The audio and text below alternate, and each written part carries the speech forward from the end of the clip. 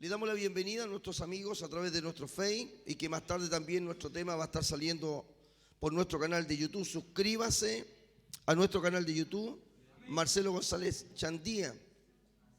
Tenemos videos de estudios bíblicos, temas ministeriales, pastorales, evangelísticos, escatológicos, como el que vamos a tratar hoy.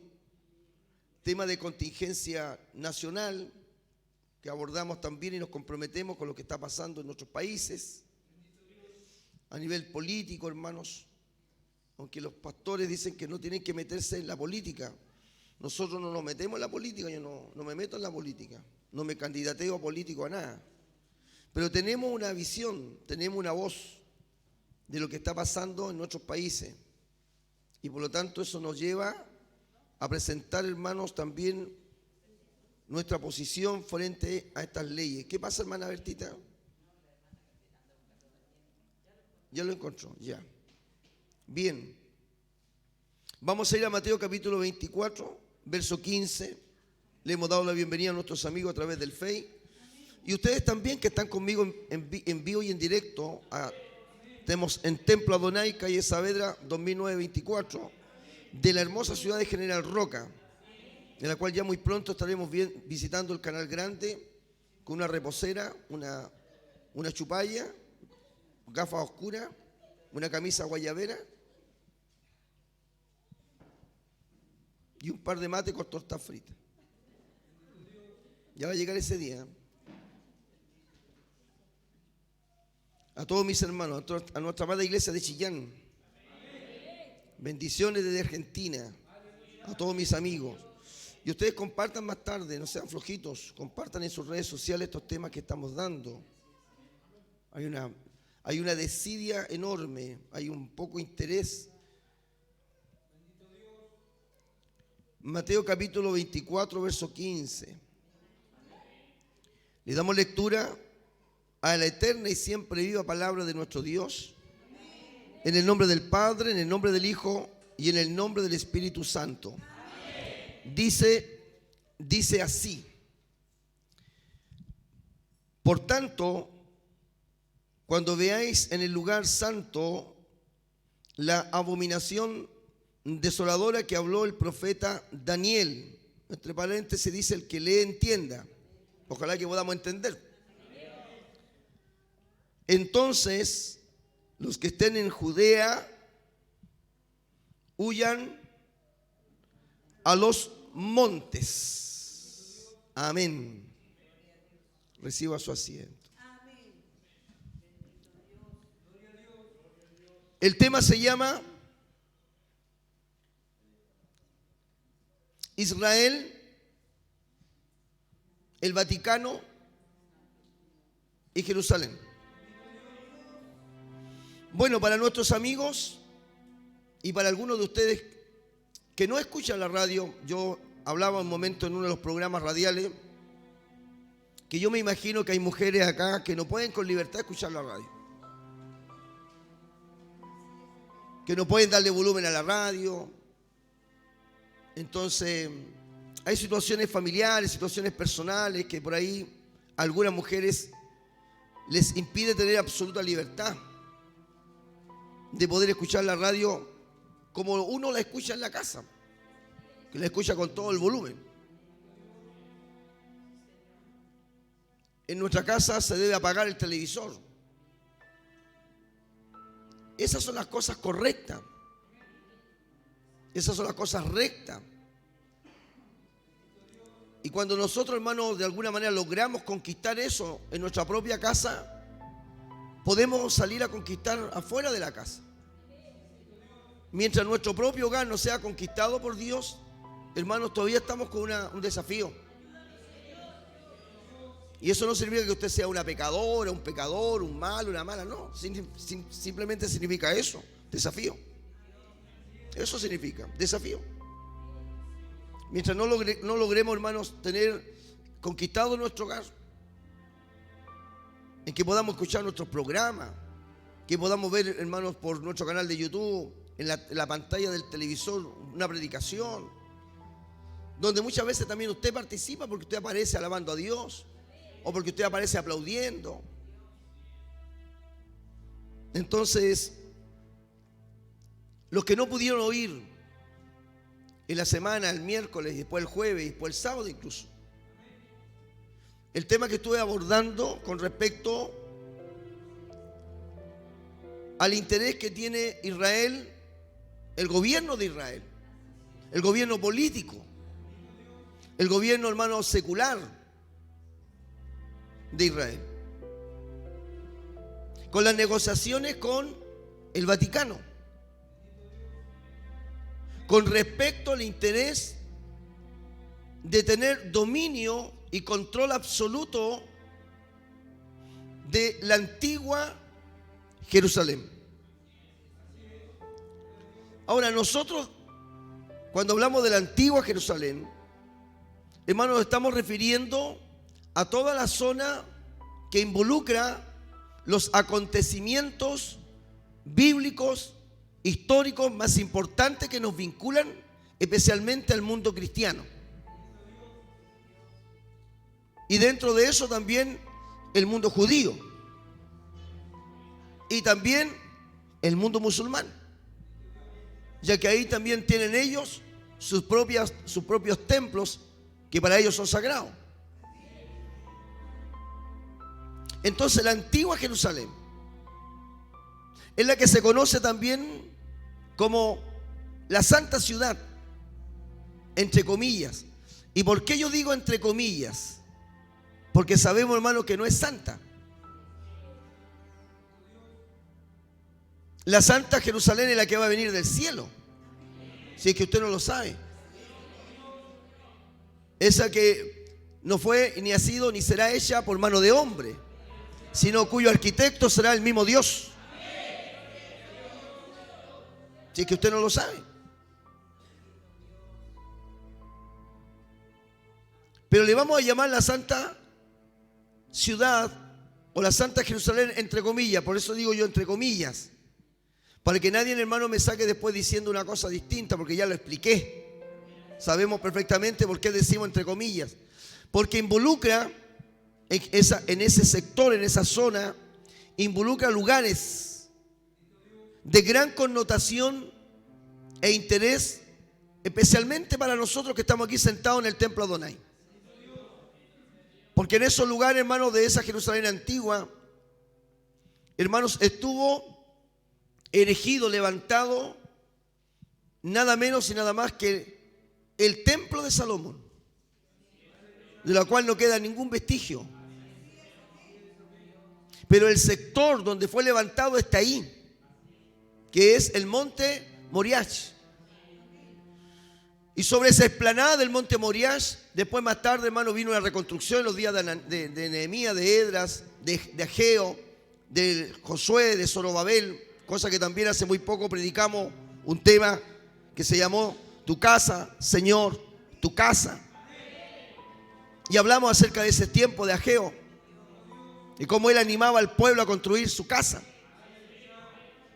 Y que era el Dios, hermanos, que tenía todo poder y señorío, si era necesario, para hacer temblar los cielos y la tierra. ¿Se recuerdan que decía eso? Yo soy el Dios que soy capaz y tengo el poder de hacer temblar el cielo y la tierra. No tengan miedo, confiad. Yo estoy con ustedes. Yo soy el dueño del oro y de la plata, les dijo. Yo voy a proveer para que mi casa sea construida. Oiga, ¿qué mensaje más hermoso? Tu casa, Señor, tu casa. Se la recomendamos para que la puedan volver a ver.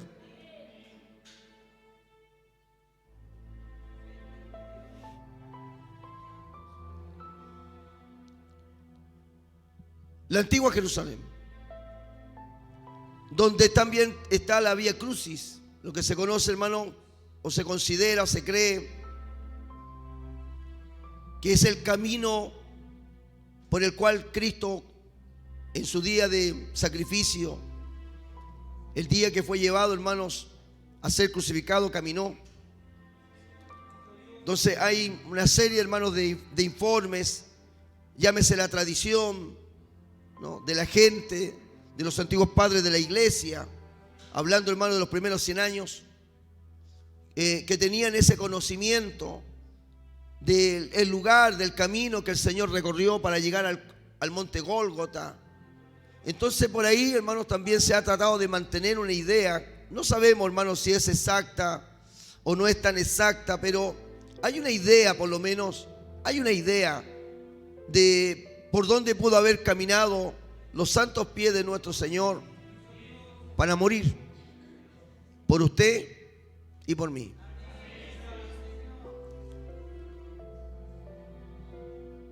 Aún quedan también las murallas de la antigua ciudad. Y queda una muralla que se llama la muralla de los lamentos, que era la que rodeaba, hermanos, todo el templo. El templo en sí no hay nada de ello, pero queda una muralla que circundaba, hermanos, el lugar del templo. Esa muralla está. Y están aún las murallas de la ciudad, que son dos tipos de murallas para que usted no se confunda. Está la muralla que se llama la muralla de los lamentos, el muro de los lamentos, donde va mucha gente a orar, a rezar.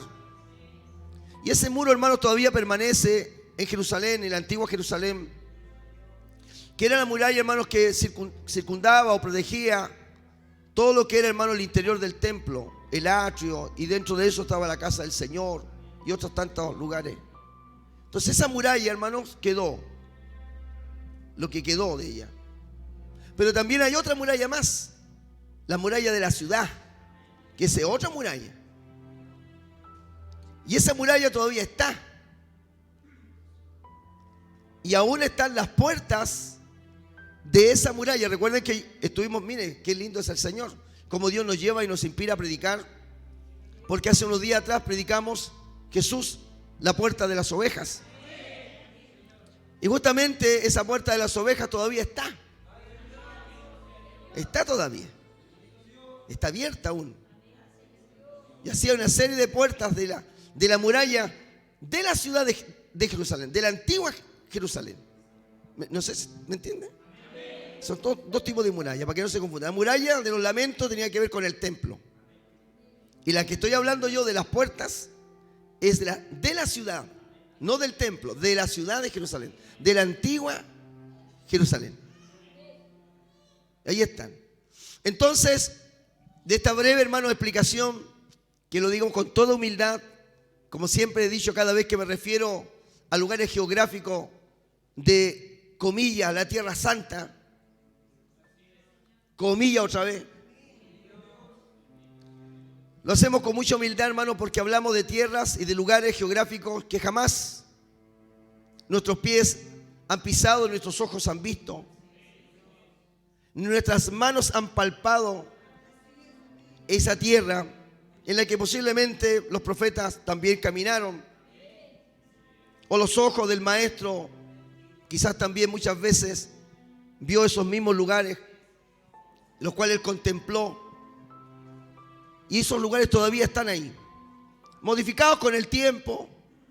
Hoy día hay poblaciones, hay barrios, hay casas, pero lugares geográficos todavía están en ese mismo lugar. El Monte de los Olivos está poblado, está con poblaciones, hay sectores que viven ahí, pero nadie quita, ni nadie puede ignorar que el Monte de los Olivos aún está ahí.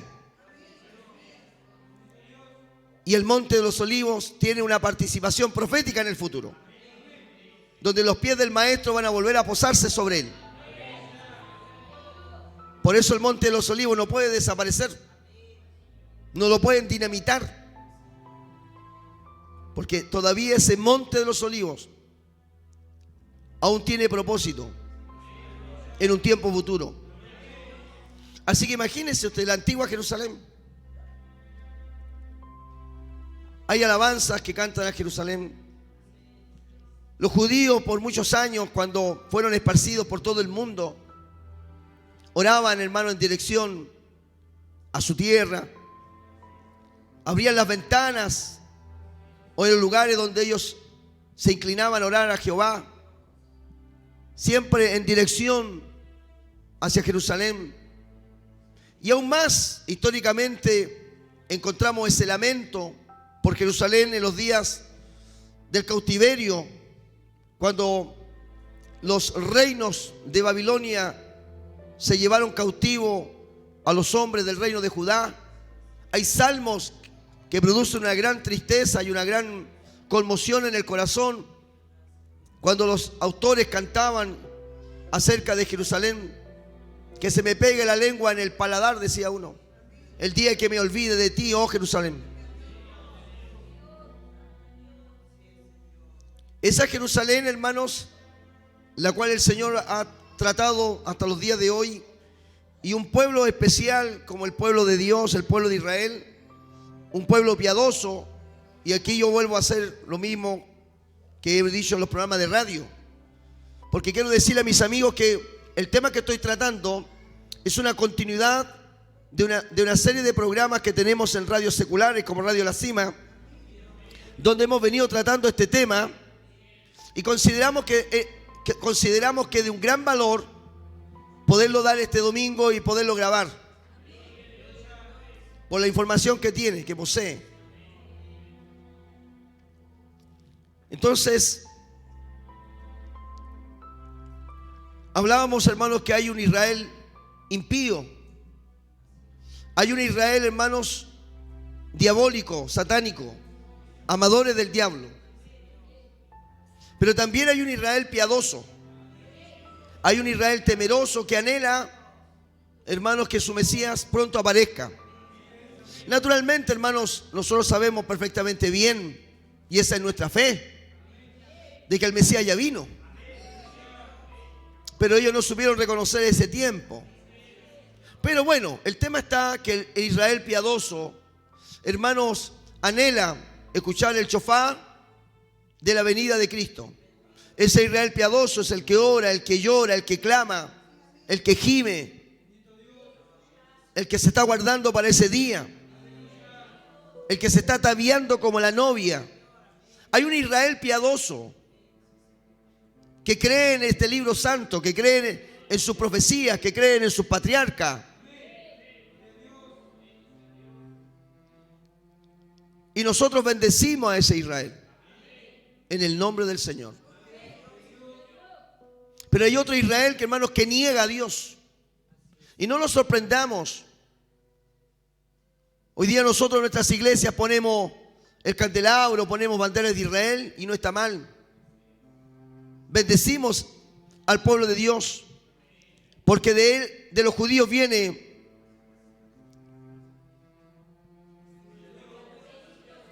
de ellos viene la salvación. Y no podemos renegar contra la rama natural, de la cual nosotros como iglesia solamente somos un injerto. Aunque usted, hermano, no lo crea, aunque usted, hermano, en su corazón diga no, somos solamente un injerto. Nosotros no éramos pueblo y Dios nos hizo pueblo. Nosotros estábamos lejanos, pero Él nos hizo cercanos. Nosotros éramos sin Dios y hoy día tenemos Dios.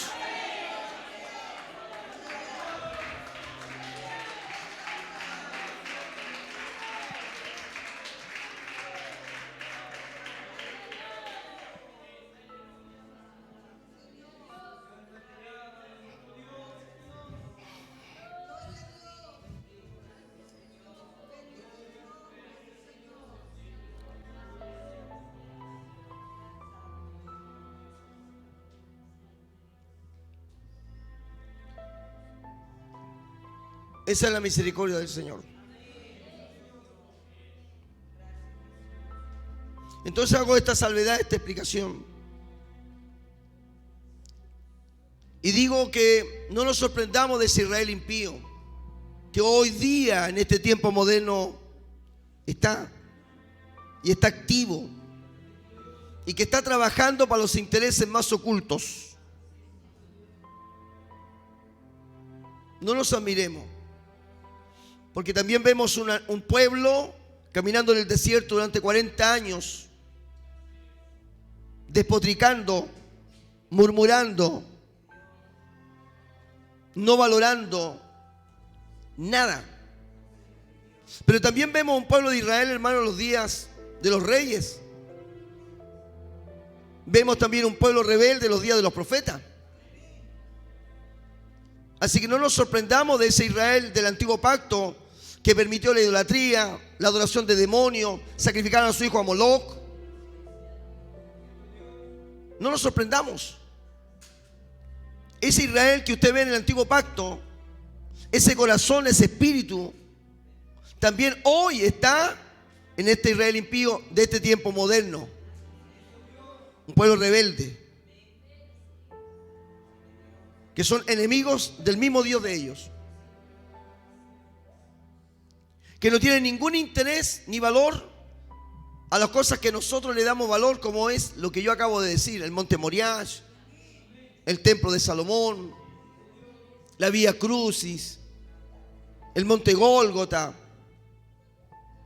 la historia del río Jordán, que tiene algo tan particular, aunque no lo conocemos, el río Jordán.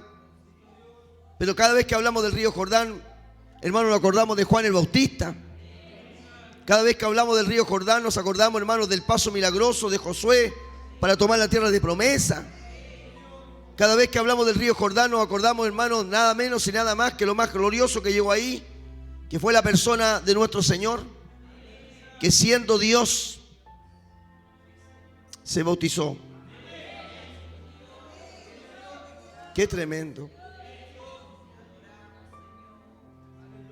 Ahí está el río Jordán.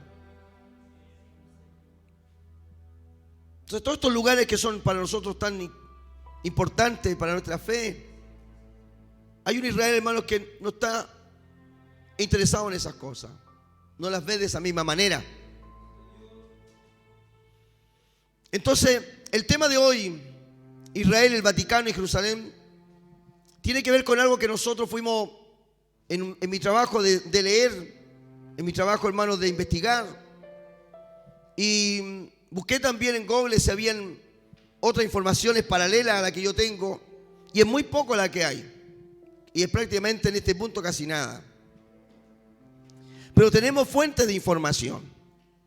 No es una cosa especulativa solamente que yo voy a especular con esta información, sino que tenemos fuentes de informaciones fidedignas que hablan, hermanos, del gran interés que tuvo el gobierno de Israel hace algunos años, en la década de los 90, por restablecer en primer lugar los lazos diplomáticos con el Vaticano.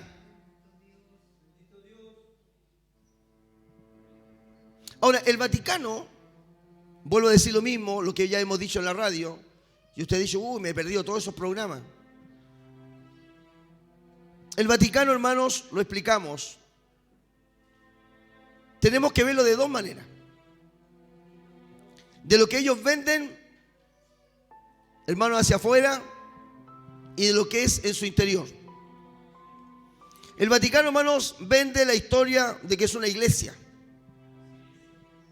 que es una religión cristiana, porque portan cruces, porque tienen rezos, porque tienen cánticos, porque tienen templos donde los feligreses pueden reunirse para rezar, para confesarse, porque tienen Biblias. Y así, un sinnúmero de cosas que podríamos presentarla como iglesia. Pero el Vaticano, hermanos, también es un estado político. El Vaticano, hermanos, tiene un lugar, hermanos, en Roma, en Italia, una zona, una región determinada que es autónoma. El Vaticano tiene su propia, hermanos, leyes, tiene su propia bandera, tiene su propio escudo. Es autónomo al gobierno de Italia. Significa que no importa a veces qué tipo de gobierno gobierna en Italia, el Vaticano que está en Roma, hermanos, los gobiernos tienen injerencia sobre el Vaticano, porque el Vaticano es autónomo, es un estado soberano, a lo mejor, y es el estado más pequeño del mundo. Entonces, en ese estado del Vaticano, donde ellos también cuentan con un banco, el Banco Vaticano, que en algún tiempo, hermano, de los 80 y 90, se hizo muy famoso el Banco del Vaticano porque estuvo, hermanos, en negocios con la mafia italiana.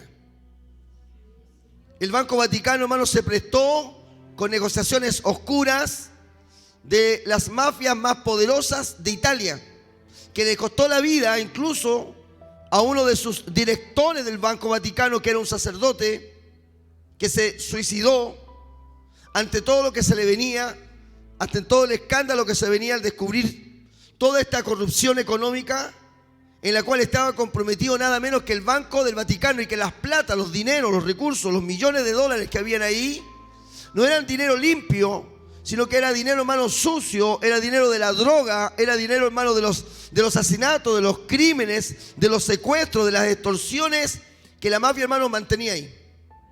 Fíjese usted.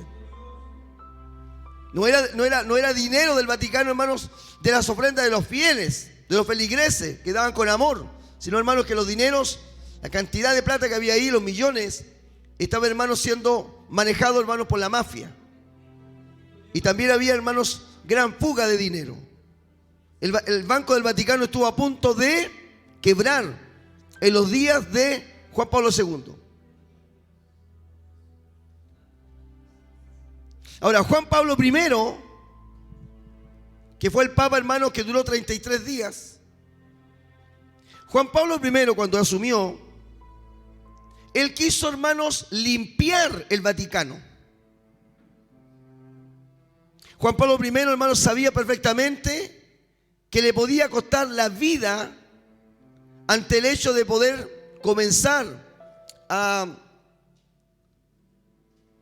limpiar, a sacar, a depurar el interior del Vaticano. Porque el Vaticano, hermanos, es una cueva de ladrones. El Vaticano, hermanos, hay crímenes, hay conspiraciones, hay asesinatos, hay sangre de inocentes.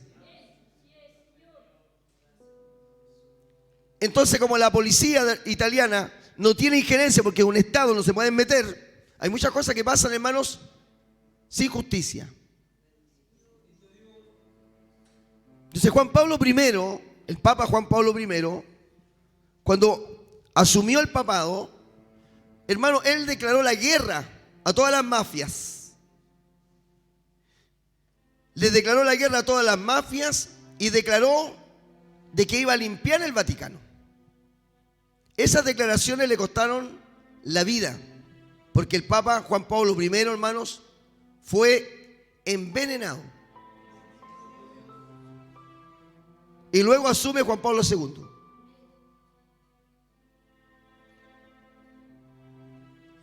Y Juan Pablo II tuvo que luchar con la orden de los jesuitas.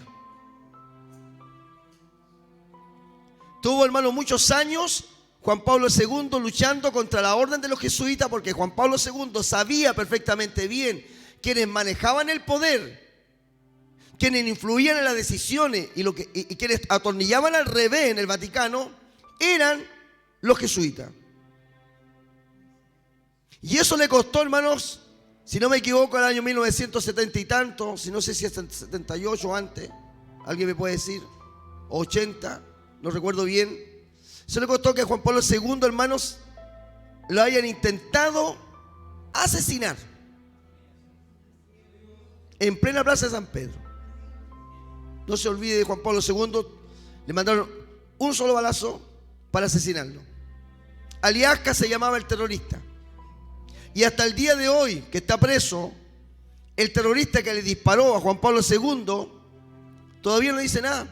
Nadie se pregunta, o sea, nadie se puede, hermanos, tener una respuesta clara del motivo que movieron a ese hombre a dispararle a Juan Pablo II. Entonces, lo que se sospecha es que detrás de todo esto estuvieron los jesuitas. Y no nos sorprendamos de los jesuitas, porque el Papa actual que tenemos es jesuita.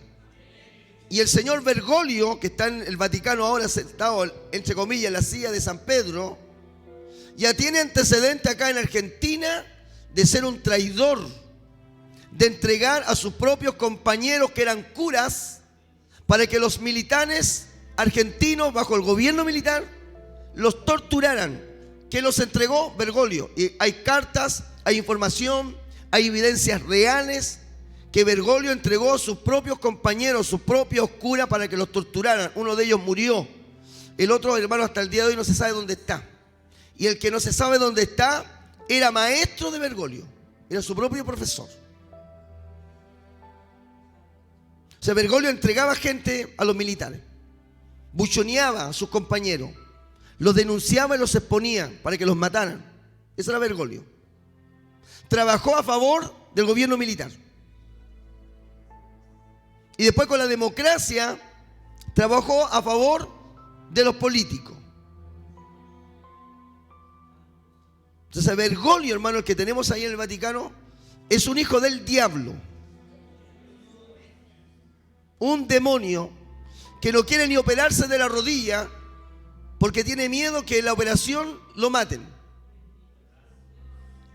Así están las cosas en el Vaticano.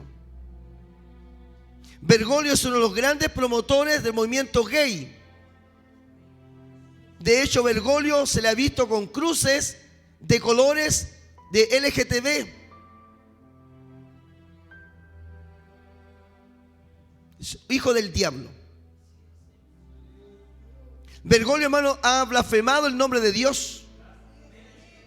Bergoglio, hermano, ha dicho que el fracaso de Dios fue la muerte de Jesús en la cruz. Dijo, ese es el fracaso de Dios. Porque Bergoglio, hermano, como no tiene la Biblia que tenemos nosotros, donde el apóstol Pablo dice que el Señor Jesucristo desnudó a las potestades, venciendo sobre estas potestades en la cruz. Mientras para Bergoglio la muerte de Cristo fue un fracaso, para nosotros los creyentes, los evangélicos, los canutos, como ustedes nos llamen, los aleluya, para nosotros es una victoria, porque a través de la muerte de Cristo hay salvación y hay perdón de pecados. Solo Cristo salva.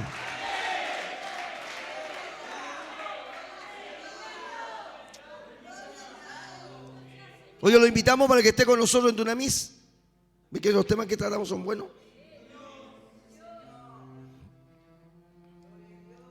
Entonces, yo le estoy armando un poco de historia del Vaticano, que la historia del Vaticano pero es tremenda. No nos olvidemos que el Vaticano, hermanos, orientó, guió, ordenó, organizó alrededor de 8 sangrientas cruzadas en la Edad Media para recuperar de Europa, recuperar la Tierra Santa, comillas, que estaba en manos de los turcos.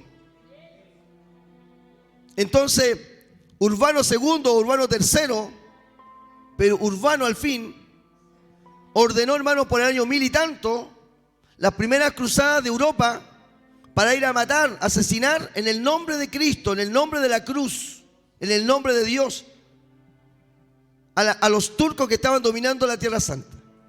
Se supone que la iglesia de Cristo no tiene esa característica. Si fueran iglesia, ellos no ordenarían una guerra de esta magnitud. El Papa, hermanos, no podría por qué ordenar una guerra sangrienta donde, hermanos, murió mucha gente por la espada, torturado, hermanos, desollados, cortados la cabeza, muchos mutilados, llegaron a Europa sin brazos, sin piernas, sin ojos. Más Urbano dio orden, hermano, para llevar una cruzada, una guerra sangrienta sobre la Tierra Santa para poder reconquistar la Tierra Santa, reconquistar Jerusalén para la cristiandad. ¿Por qué? Porque Urbano y la iglesia romana estaban perdiendo económicamente al ver que había un dominio musulmán en esa zona. Entonces los peregrinos católicos que iban a la Tierra Santa no podían, y eso significaba también que no habían dineros, no habían entradas, no había negociaciones. Y la iglesia romana, hermanos, de una cosa también hay que estar claro: es una de las mejores accionistas de muchas empresas en el mundo. Se dice también que ellos son los grandes accionistas en la fabricación de armas de guerra del mundo. Son de los grandes accionistas que están detrás de la Coca-Cola. Y están, hermanos, detrás de toda esta ideología de género. Y están detrás de todo lo que la ONU, hermano, ha decretado. y está detrás de todo el interés de establecer un nuevo orden mundial. ¿Quién? La Iglesia Católica Romana. Y algunas personas, hermanos, nosotros volvemos a decir, hay muchos católicos sinceros, hay muchos católicos honestos, hay muchos católicos que tienen buen corazón, pero le decimos en este día, si que alguno llega a ver este video, que hay un Dios de amor que los llama a salir de ese lugar y que conozcan al Cristo verdadero, que conozcan el poder de Dios verdadero, que conozcan al Espíritu Santo del Señor. Y que no hay María, no hay San Esteban, no hay Sanguchito, no hay hermanos Cayetano, no hay más de 3.000 santos tiene la Iglesia Romana, donde la gente del mundo entero, hermano, le pone vela a la Virgen Negra, a la Virgen Blanca, a la Virgen de allá, a la Virgen de acá, le hacen monumentos, le hacen estatuas, le hacen templos, le hacen, hermanos, capilla, hermanos, le hacen rezo, le hacen canciones, le hacen oraciones, hacen doctrina, hacen dogma. Pero queremos decirle una cosa, la Biblia dice que en ningún otro hay salvación, porque no hay otro nombre bajo el cielo dado a los hombres en que podamos ser salvos, y ese nombre se llama Jesucristo el Señor. ¿Cuántos estamos acá? Eso lo dice la Biblia. O sea, la Iglesia Católica Romana, hermano, maneja todo esto. Y yo tenía que hablar de esto, hermano, para entender, que entiendan ustedes. Porque ¿qué tiene que ver los políticos de Israel con la Iglesia Católica Romana? ¿Irán a rezar, sin ir a persinar? No. Aquí hay grandes negocios. El interés del gobierno de Israel por establecer conversaciones diplomáticas con el Vaticano es porque detrás de todas esas cosas, hermano, está el diablo.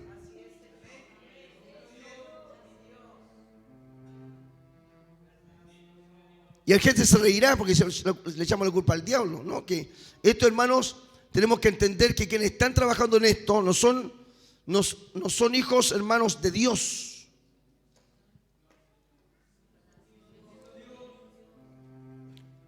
Entonces, vamos a hablar de este establecimiento de estas relaciones diplomáticas, donde vemos nosotros cómo el Vaticano, de tiempos, hermanos, de cientos de años, ha tenido un gran interés por Jerusalén. Como ya le hablé de las cruzadas, más de 8, donde participaron reyes de Francia, de Alemania, de Inglaterra, de Escocia. Partieron, hermanos, de toda Europa. Y el Papa Urbano, y después no sé, vino otro Papa más, el premio que le daban a los cruzados era el perdón de los pecados. Así que a matar. Y como vimos nosotros en un libro de la editorial Chip Publication, que habla, hermanos, un jesuita arrepentido, que es Alberto Rivera, él dice lo que a él le enseñaron en el colegio de jesuitas. Él dice, hermanos, que los cruzados eran realmente delincuentes, asesinos, criminales. No era gente piadosa que en el amor de Dios iba a recuperar Jerusalén. Eran asesinos, eran criminales. Y lo que hicieron, hermano, en la Tierra Santa fue violar no solamente a las mujeres musulmanas, sino que también a las mujeres judías. Violaban, asesinaban, mataban a inocentes, a niños, mujeres, ancianos. Eso es lo que hicieron las cruzadas. Entonces el interés del Vaticano hace muchos años, hermana, que ha tenido interés por Jerusalén, pero no ha podido.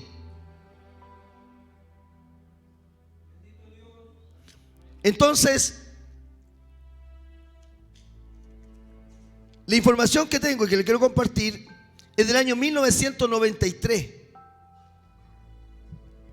El ministro de Relaciones Exteriores de Israel, Simón Peres, que fue presidente del Estado de Israel desde el año 2007 al 2014, también fue galardonado como Premio Nobel de la Paz, que falleció el 13 de septiembre del 2016 a los 93 años.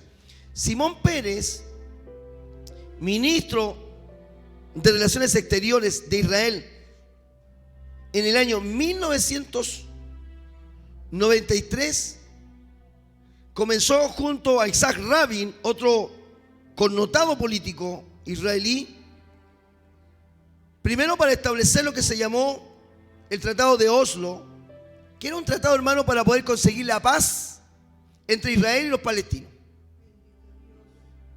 Habían ya otros tratados, el de Madrid, el de Oslo y más tarde fue el de Camp David, el año 2000, que son encuentros auspiciados, incluso el de Oslo fue auspiciado por Bill Clinton de Estados Unidos, donde Israel siempre intentó la paz con el pueblo palestino. Acuerdos van, acuerdos vienen, acuerdos van y acuerdos vienen. Hay una paz, hermanos, que dura un par de días, un par de meses, pero como ustedes se dan cuenta, hasta el día de hoy Israel no tiene paz. ¿Y sabe por qué? Porque rechazaron al Señor de la paz. Y Cristo lo dijo, que Él da paz no como el mundo la da. Porque el mundo, hermano, da una paz efímera, da una paz momentánea. Dice, yo os la doy. Porque la paz que ofrece el Señor es para siempre. Y no es una paz que el mundo da. Porque la paz que siente el hombre y la mujer al conocer a Cristo es una paz en el interior del alma, en que uno ya no es enemigo de Dios, en que ya no hay juicio contra usted, contra mí. Entonces ya no hay castigo, ya no hay juicio, ya no soy enemigo de Dios, sino que hay paz en mi corazón porque he recibido al Cristo de la paz. Entonces ahora yo estoy en paz con Dios. Dios, hermano, ya no me juzga, no me condena, sino que Dios me ama.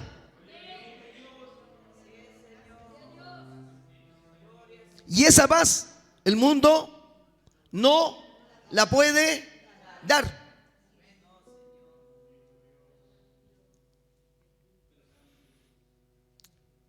El diario Incide Israel, así se llama, una revista de noticias de Israel, revelaron que privadamente Simón Pérez le ofreció al Papa Juan Pablo II y al Vaticano el control de la vieja Jerusalén, o la Santa Ciudad. Juan Pablo II, su nombre verdadero es Carlos Wojtyla, que gobernó el papado romano del año 1978 hasta el año 2005. Carlos Wojtyla, como también Benedicto XVI, promovieron grandemente el movimiento ecuménico y promovieron también la instauración del nuevo orden mundial. El periódico Chichi dice, así se llama el periódico, no sé si se pronuncia de la misma manera, o Chichi, no sé, relata que el escritor francés Marc Halter, un novelista, un filósofo de origen judío, francés, este Marc Halter dice, él mismo cuenta, que le entregó una carta al Papa Juan Pablo II de su amigo Pérez, Simón Pérez, en mayo de 1994. ¿Qué dice Marc Halter? Dice que Pérez le ofreció entregar la soberanía de la antigua ciudad de Jerusalén al Vaticano. Jerusalén continuará siendo la capital de Israel, pero la antigua ciudad será administrada por el Vaticano. La ciudad tendrá un alcalde judío y otro palestino, pero ambos bajo las órdenes de la Santa Sede. Este plan estaría aparentemente en acuerdo, y así lo dice él, por Yasser Arafat, que en su momento era el presidente de la autoridad palestina entre el año 1990 y el año 2004. Entonces Yasser Arafat también estuvo de acuerdo y fue testigo de estas negociaciones entre el gobierno de Simón Pérez e Isaac Rabin para establecer un contacto diplomático con el Vaticano, para que el Vaticano se interesara en tomar el control absoluto de la antigua Jerusalén, que significa ciudad de paz. Y que por parte de la autoridad palestina estaría completamente de acuerdo en aquello, siempre y cuando el Vaticano respete los lugares sagrados de los cristianos, de los judíos y de los musulmanes. pero estaría bajo el control de la Santa Sede. Ya vamos a ir, dice, pero ¿qué tiene que ver esto? ¿Para dónde va, pastor, con esta noticia? ¿En qué nos debe impactar? Ya, vamos a ir para allá. El periódico La Stampa, es un periódico italiano, confirmó esta negociación, revelándola el 10 de septiembre del año 1993.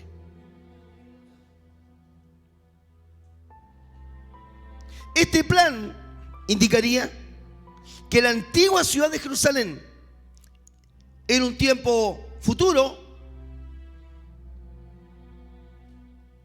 se estaría convirtiendo en el segundo Vaticano.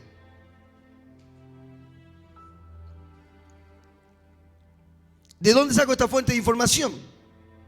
Del libro Aviso Final del autor y escritor Grant R. Jeffrey. Para que ustedes, si algún día buscan algo, ahí está la fuente de información.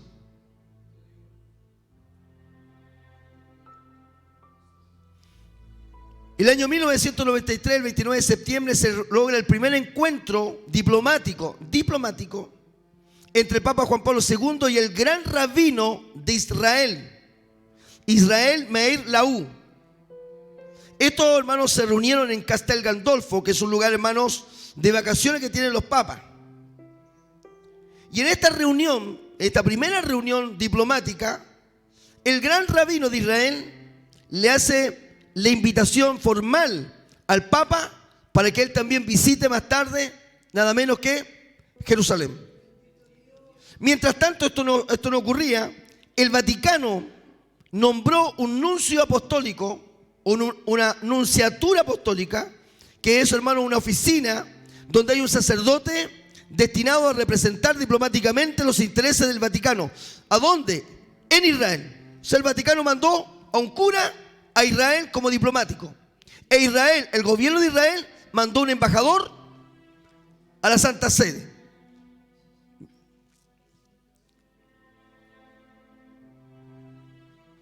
El año 1995, el 4 de noviembre, uno de los actores de esta negociación para entregar Jerusalén al Vaticano, que es Isaac Rabin, fue asesinado de 2 balazos en la espalda en Tel Aviv por el ultraderechista Yigal Amir, quien dijo haber asesinado a Isaac Rabin por traidor a la patria, por haber entregado a Israel. Naturalmente que nosotros no justificamos eso, pero entendamos, hermano, para dónde va la micro. Ahora, con respecto a todo esto, ¿a dónde vamos? Leemos Mateo nuevamente 24, verso 15. Y ahí vamos a ir encerrando la idea. ¿Qué decía el Señor Jesucristo en el Monte de los Olivos antes de entregarse al madero de la cruz? Recuerden que el Mateo 24 habla de las señales antes del fin. ¿Se acuerdan?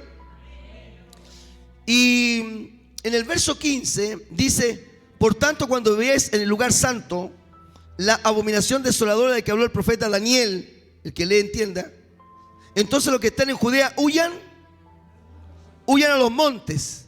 El que esté en la azotea no descienda para tomar algo de su casa, y el que esté en el campo no vuelva atrás para tomar su capa. Mas hay de las que están en cinta y las que crían en aquellos días. El Señor está hablando, hermanos, de un acontecimiento futuro. El verso 15 está hablando de la abominación desoladora que habló el profeta Daniel. Vamos entonces al profeta Daniel, capítulo 9, verso 27. Dice, Daniel capítulo 9, 27 dice: y por otra semana confirmará el pacto con muchos. A la mitad de la semana hará cesar el sacrificio y la ofrenda.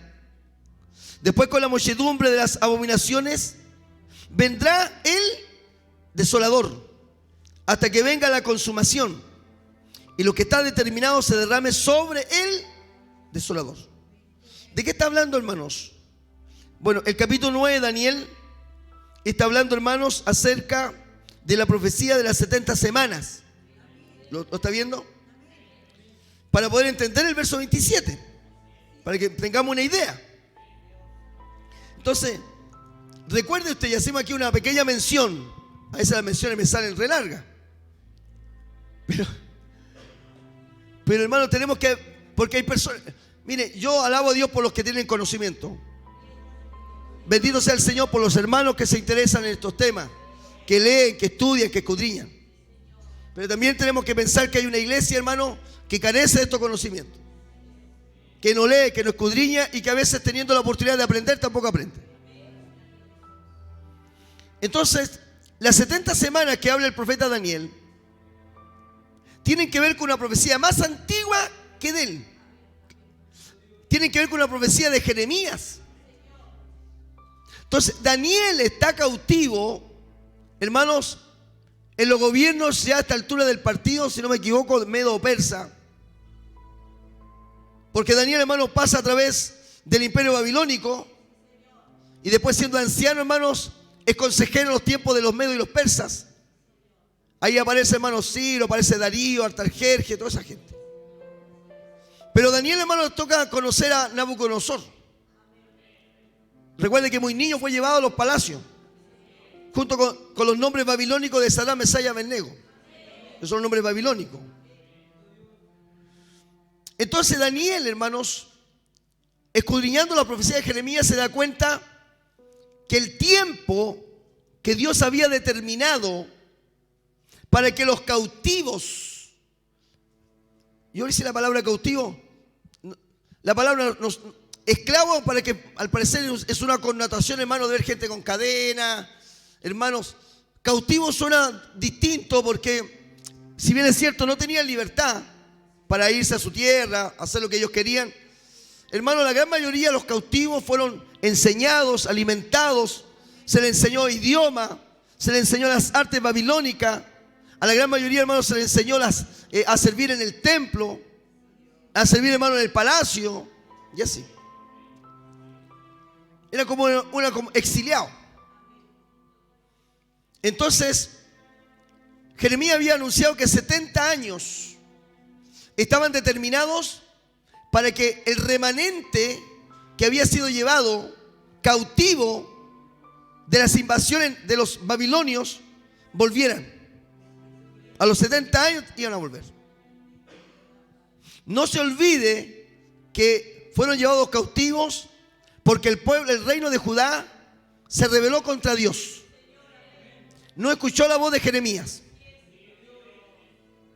Y Dios entonces permitió que un pueblo gentil, como los babilónicos, fuera el instrumento de juicio sobre la rebelde Judá.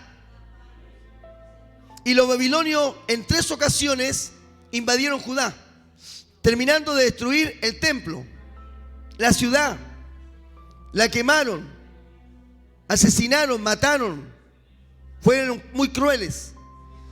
Y se llevaron una parte de los nobles, se los llevaron al reino de Babilonia. Entre esos estaba Daniel. Entonces, estudiando la profecía de Jeremías, Daniel recibe al ángel Gabriel. Y el ángel Gabriel, hermano, le dice algo más. Que si bien es cierto, 70 años se van a cumplir, y es cierto que más o menos por el año 536, 538 aproximadamente, los babilonios, los judíos iban a regresar a su tierra. Pero la profecía ahora indicaba otra referencia. Hablaba de un tiempo futuro. Y que, para resumir la historia, hablaba, hermanos, de 70 años proféticos que eran, hermanos, años en los cuales de Daniel en adelante, o comenzando con el reino de Babilonia, hermanos, iban a venir eventos proféticos, tiempos proféticos determinados por el Señor Dios Todopoderoso, en la cual, hermano, había un principio que comenzaba con el tiempo de los gentiles, y ese tiempo, esa historia, esa línea histórica profética terminaría con el tiempo de los gentiles, con el advenimiento, hermanos, visible del Señor Jesucristo. para terminar con el tiempo de los gentiles.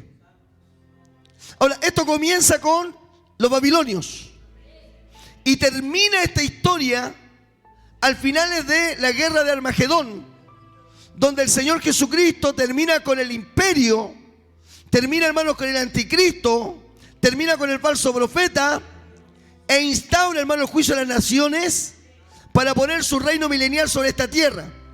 Hasta después, hermanos, de la gran tribulación, después de Armagedón, hasta ahí llega el tiempo de los gentiles, que comienza con los babilonios. Ahora, esta historia, esta línea histórica está separada en 3 etapas. La primera tiene que ver, hermanos, con 49 años, con 7 semanas de años. Y después con 62 semanas de años. Recuerde que son semanas, pero son años bíblicos, proféticos. O sea, se habla de semana, pero son años. Primero, 7 semanas son en años, ¿cuánto sería? 7 por 7 serían 49 años. Porque usted pone 7 semanas, ¿cuánto sería? 1 mes y medio. Si fueran días, ¿no es cierto? Si fueran días sería como 1 mes y medio. Pero como son años proféticos, son 49 años. Y después de 49 años, la segunda etapa es 62 años hasta la muerte del Mesías, que muere, hermano, en Jerusalén. Y después de la muerte del Señor Jesucristo, que ahí, hermanos, se cumplen 62 semanas más. Significa 7 semanas, que se cumplen 49 años con la restauración del segundo templo, ¿no es cierto? Con Malaquías, todo eso. Y termina, hermanos, con la muerte del Mesías. Entre esta historia, esta primera etapa, que son 49 años, y luego vienen 434 años más. En total hay 2 etapas que suman en semanas de año, son 69 semanas de año. La primera etapa de 7 semanas se cumplió. La segunda etapa, que son 62 semanas, se cumplió. 483 años bíblicos, proféticos, cumplidos. Pero falta una semana. Recuerden que son 70 semanas. Y proféticamente llevamos 69 semanas proféticas cumplidas. ¿Me está siguiendo bien? ¿O ya se confundió?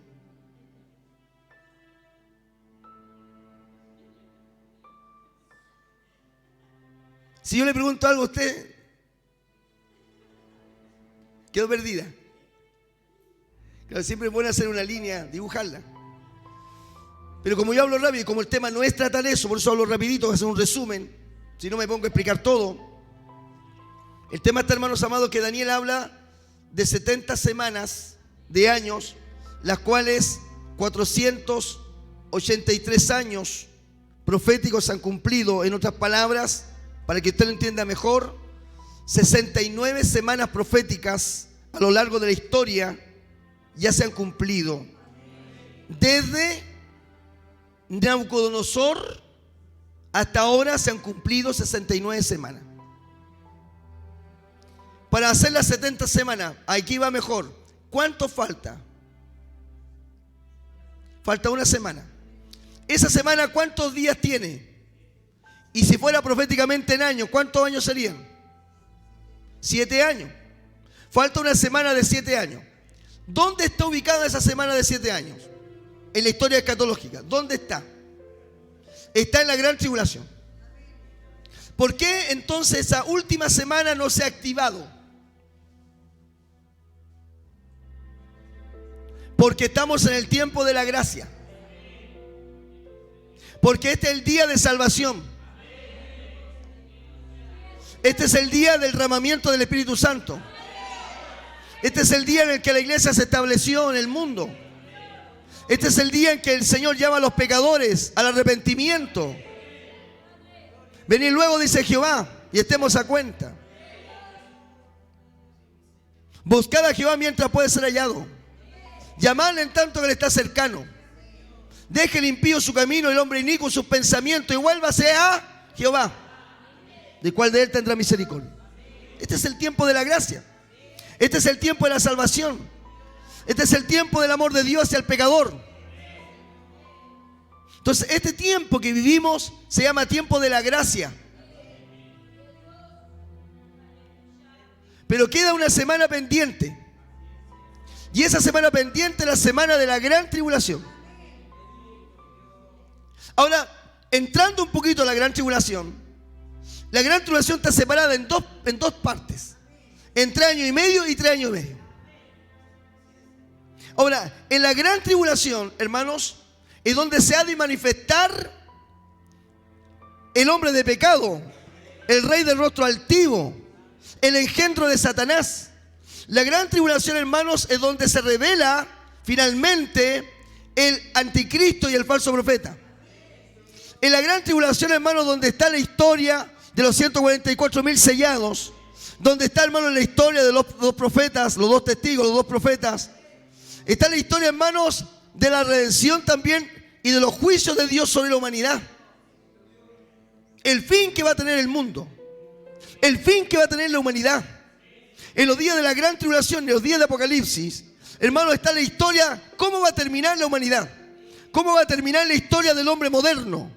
Hoy día están hablando muchas cosas los políticos. Nos están llevando para la Agenda 2030. Están diciendo que hay que hacer esfuerzo, hermano, para el calentamiento global. Nos están llevando por diferentes pensamientos. Quieren crear un nuevo orden mundial para que todos tengamos paz, todos tengamos armonía, todos no pasemos hambre. Pero le voy a decir a toda la gente, los senadores, los políticos, los congresos, los grandes encuentros de naciones, las conferencias, hermanos, los encuentros del mercado común europeo y todo lo que es, hermanos, las reuniones de la ONU, tienen que ver algo y ellos lo saben perfectamente bien. No estamos trabajando con gente ignorante. Mucha de esta gente que está en estos lugares conoce la Biblia a veces mejor que usted.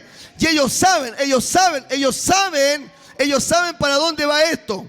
Pero hay un espíritu engañoso sobre todos los gobiernos porque quieren torcerle la mano a Dios. Porque quieren, hermanos, que esta palabra no se cumpla. Ellos creen, están convencidos por poderes del diablo, por espíritus engañadores que se metieron en sus mentes. Ellos creen que van a poder vencer al que viene, hermano, de los cielos. Pero le voy a decir una cosa. Posiblemente hoy día ve que la maldad se ha multiplicado. La corrupción moral, hermano, se ha multiplicado. Pero al final de la historia, este libro dice que el gran conquistador será Jesucristo.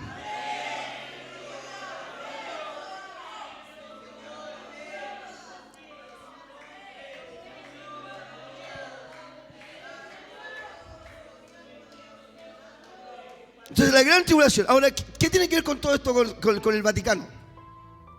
Porque en el monte de Moriah hay muchos años había un interés de levantar el tercer templo.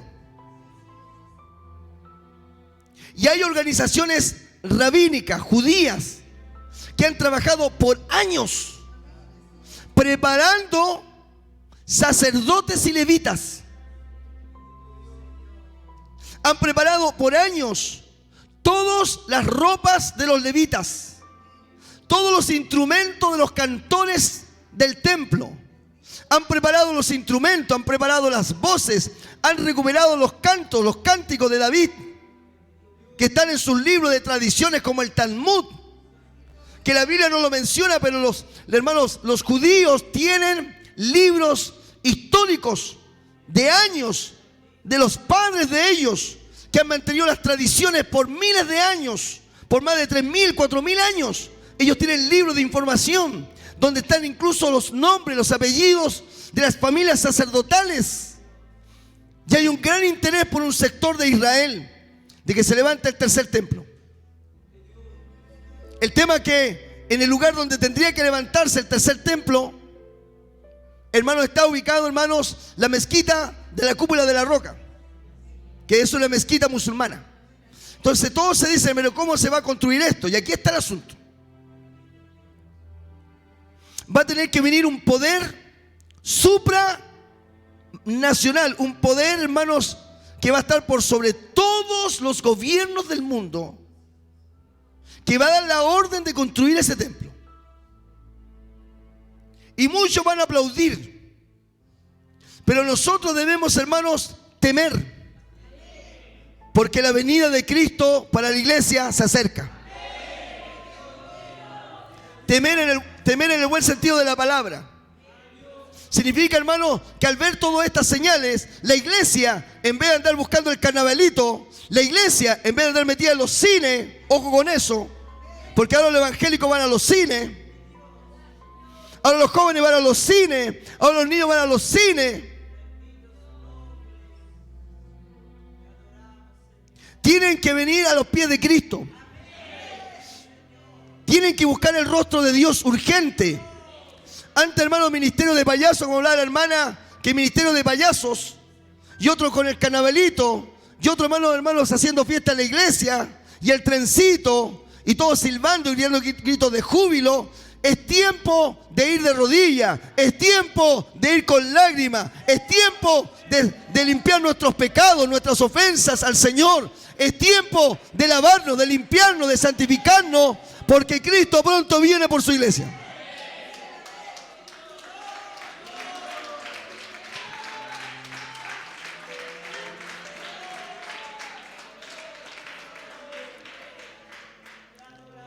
En vez de estar predicando mensajes livianos los días domingos, para entretener a la gente, para no decirles que se vayan heridos, para que la iglesia no se vaya sentida, porque el pastor predicó muy fuerte. Este es el tiempo, pastores, de hablar la verdad del evangelio. Tanto para nosotros los pastores como para la iglesia. Porque a veces le damos a la iglesia y nosotros no, si aquí estamos todos. Todos de cabeza. Todos pidiendo perdón. Todos arrepintiéndonos de la tibieza, de la frialdad, de la carnalidad, de la mundanalidad que hay en nosotros. Pero los pastores no hacen eso. Total, con unas cuantas lagrimitas, unos cuantos zapateos, un profeta por aquí, estamos listos. La gloria de Dios está acá y Dios está con nosotros. Y eso no es así. Estamos totalmente errados, equivocados, estamos muy lejos.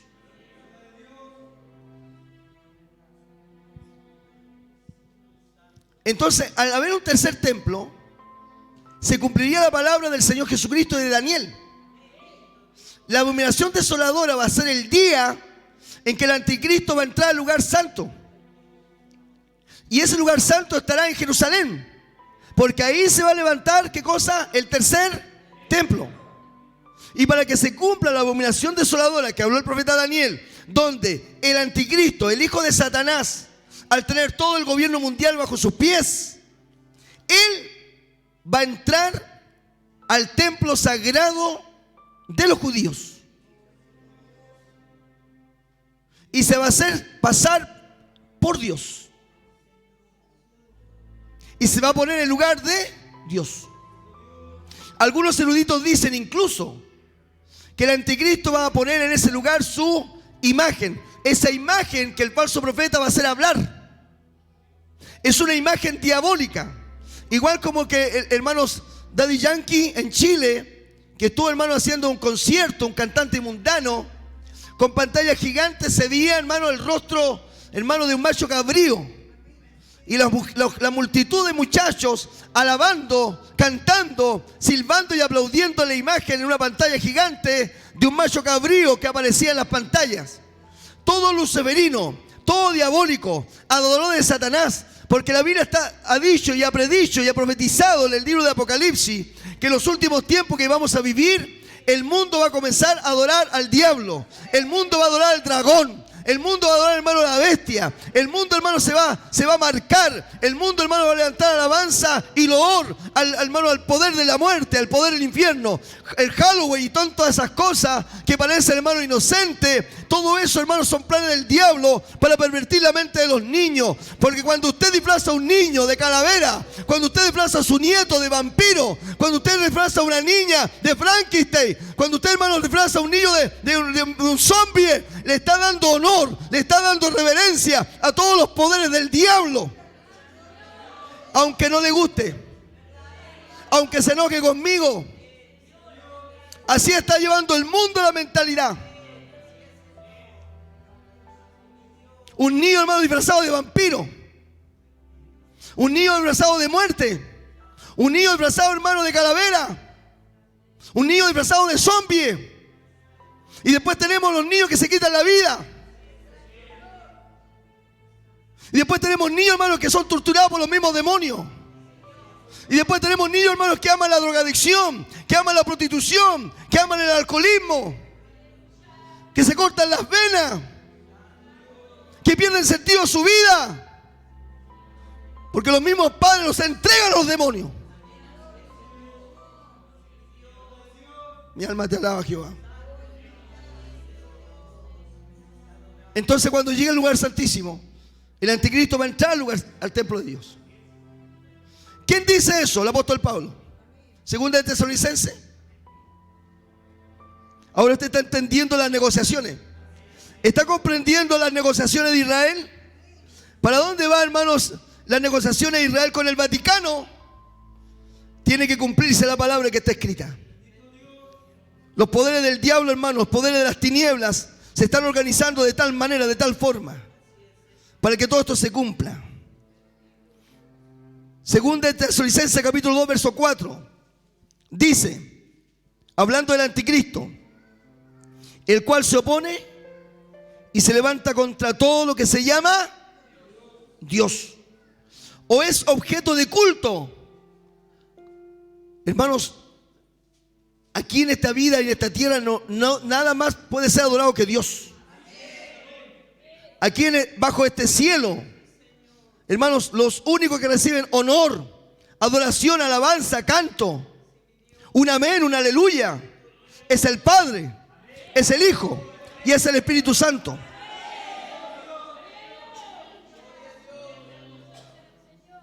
Por eso dice, y todo lo que se llama, se opone contra todo lo que se llama Dios, o es objeto de culto, tanto que se sienta en el templo de Dios como Dios, haciéndose pasar.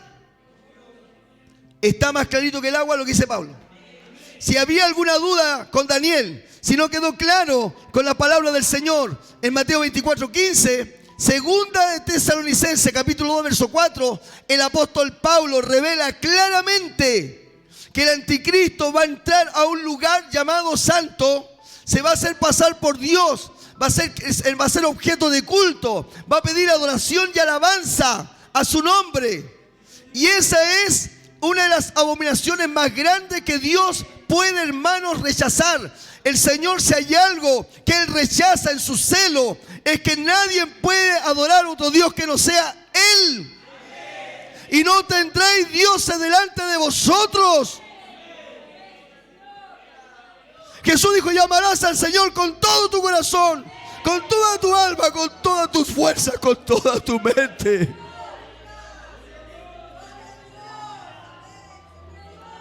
Una de las abominaciones más grandes es, hermano, levantar culto a alguien que no sea Dios. Es levantar honra a alguien que no sea Dios. Es aplaudirle, hermano, en alabanza divina a alguien que no sea Dios.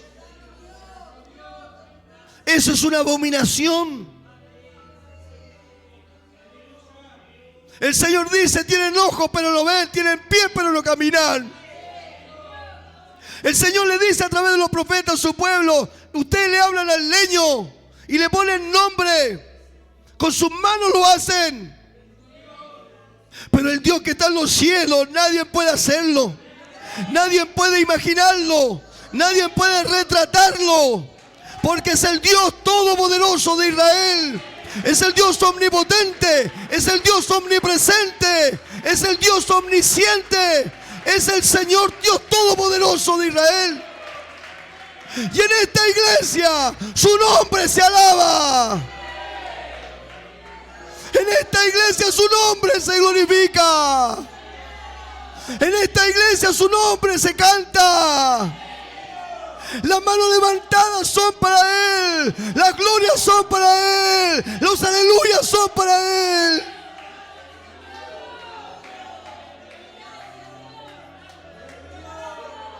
Y a su nombre.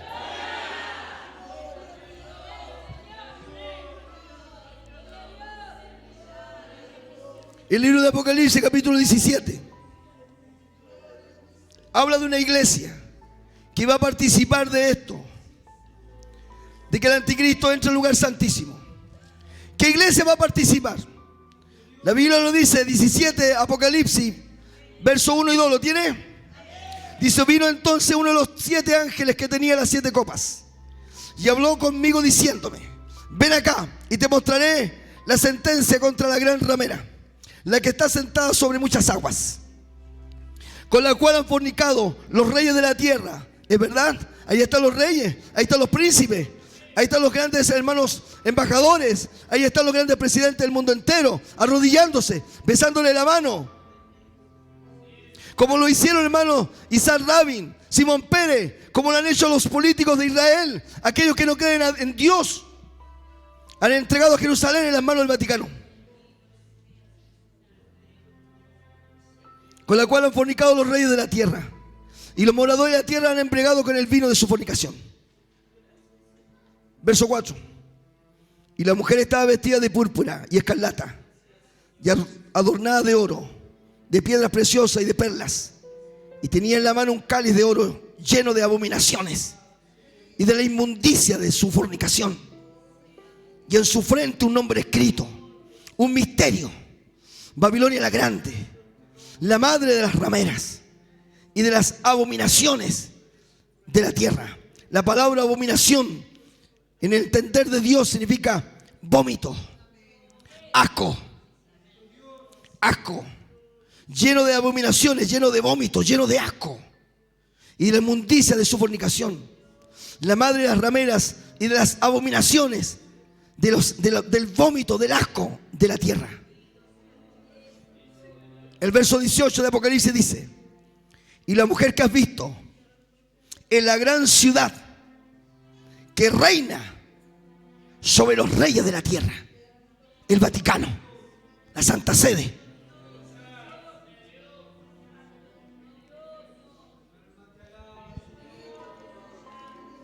Esta profecía está en marcha. ¿Cuánto tiempo tenemos? No sabemos. Pero que una cosa estamos claros: la iglesia de este tiempo está más cerca históricamente que cualquier otra iglesia que haya existido antes. Estamos viendo nosotros el comienzo, el inicio, la antesala de lo que va a ser la gran tribulación. Se está alineando todo. Todo se está alineando para levantar el tercer templo. El Vaticano va a tener el control absoluto de esos lugares. ¿Por qué?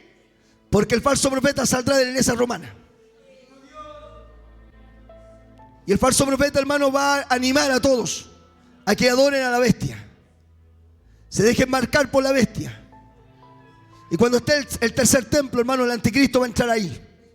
Y el Señor dice que cuando vean la abominación desoladora, los que están, hermanos, en Judea, huyan a los montes, escapen, porque vendrá una gran persecución sobre el pueblo de Israel, como nunca antes.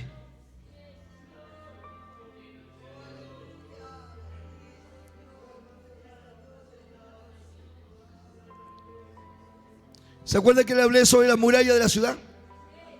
Y le hablé que habían varias puertas, como la puerta de las ovejas. También hay una puerta que se llama la puerta del pescado. También se llama la puerta de los caballos. Y todas esas puertas están abiertas. Quiero decirle algo. Agárrese aquí. No lo tome como casualidad. Hay una sola puerta. No diga amén. Usted no sabe lo que voy a decir. No digan amén si no saben lo que voy a decir.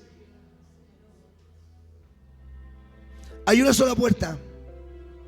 De todas las puertas que están abiertas actualmente, de las murallas de la ciudad que aún quedan, que se llama la puerta del oriente. La puerta que da al oriente. ¿Y qué tiene que ver eso? Hermano, la puerta que da al oriente es una puerta que está orientada hacia donde nace el sol. Pero también hay una puerta que está frente al monte de los olivos.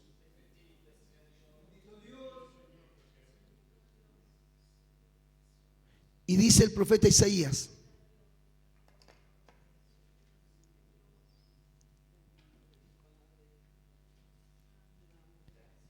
que en un tiempo futuro, el profeta Ezequiel, que en un tiempo futuro escatológico, por la puerta del oriente, entrará el Mesías. La puerta del oriente que yo le hablo ahora, actualmente, que existe y que está sellada. Lleva miles de años sellada con cemento. Nadie la ha abierto. Las otras puertas sí. La puerta de las ovejas, la puerta de los caballos, la puerta del pescado. La puerta del oriente, mírenme, es por decir una cosa así. La puerta del oriente, que está en la muralla, el que pasa por ahí lo lleva directamente al templo. Y el Señor Jesucristo, cuando entró montado en un pollino de asno, Él entró por esa puerta, bajando del monte de los Olivos, entró por la puerta del oriente en dirección al templo. Acuérdense de Jerusalén, que más tarde el Señor entró al templo y sacó a los comerciantes. Él entró en su pollino, en esa puerta del oriente. Pero hermana Bertita, en este momento está sellada. Lleva cientos de años con concreto. Es la única puerta sellada. Y las profecías anuncian que cuando Cristo venga en forma visible y se pare en el monte de los Olivos, Él entrará nuevamente por esa puerta.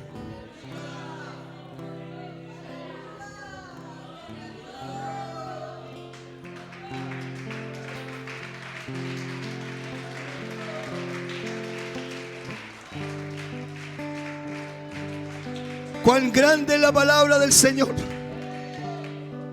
¿Cómo no va a haber Dios? ¿Cómo no va a haber Dios si esta bendita palabra se está cumpliendo? No ha habido reino en la tierra que ha querido abrir la puerta del oriente, porque proféticamente solo se abrirá cuando regrese el Mesías. Y ahí está en Jerusalén. Israel, el Vaticano y Jerusalén. Iglesia, despierta.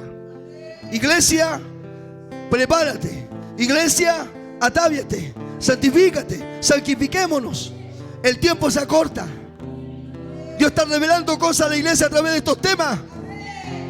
No para entretenerte, no para satisfacer tu curiosidad, sino para que nos volvamos a Dios con todo el corazón. Pasa el coro. Dios te bendiga, amigo. El Señor sea con ustedes. Quizás nos hemos extendido 1 hora, 1 hora 10, 1 hora 20, pero este tema vale la pena compartirlo. Vale la pena que otros lo conozcan. Los planes que se han hecho para que el Vaticano tenga el control de la antigua Jerusalén, porque todo se tiene que llevar adelante de una manera u otra. El Señor nos está advirtiendo. Así dice el Señor, que cuando vean la abominación desoladora, huyan los que están en Judea a los montes. El profeta Daniel, el apóstol Pablo dice que entrará a ese lugar. Se levantará un tercer templo. Claro que sí, bajo el control de una autoridad neutral. Los planes del Vaticano son volver a Jerusalén. Los papas nunca han querido estar en Roma. Los papas nunca han deseado estar en Roma. El gran sueño de la Iglesia Católica Romana y de los papas es estar ahí en Jerusalén, porque lo convertiría en la iglesia más poderosa del mundo. Porque están en Roma, porque dicen que ahí murió el apóstol Pedro. Pero los intereses de la iglesia romana están en Jerusalén, porque ahí estarían, hermanos, en el lugar donde murió el Cristo de la gloria.